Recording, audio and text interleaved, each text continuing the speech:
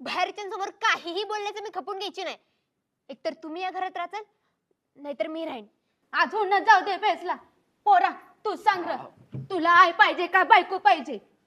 आणि तुला तर माहितीये पोरा नाहीचं काळीज मागितलं तर ती द्यायला माग पुढं बघत नाही. आणि बायको घरदार सोडून कुणासाठी येते? माझा पोरगा आहे. माझा नवरा आहे. माझं ए पोरगं गप्प माझं नवरा बस. खर तर पोरासाठी दोघी बी महत्वाचे असतात. आईने त्याला जन्म दिलेला असतोय, लहानपणापासून जपलेला असतंय. पण त्यापेक्षा महत्वाचं पुरीचं आईबाप असतात. ते तिला लहानपणापासून जपतात, तिची काळजी करतात आणि मग काही वर्षानंतर एका मोठ्या जबाबदारीनं दुसऱ्याच्या हवाले करतात.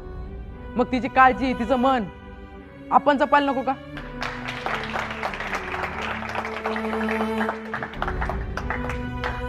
आणि असं सासू म्हणायचं सोडलं आणि आय म्हटलं म्हणून काय लगेच ती आय होत नसते.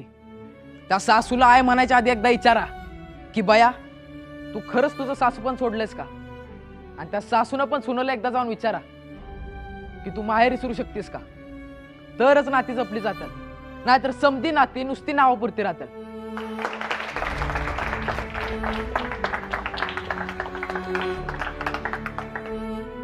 पुन्हा अशी चूक कवच व्हायची नाही. मी सगळ्यांनी आपलं मानेन. मी बी तिला आपलं मानी.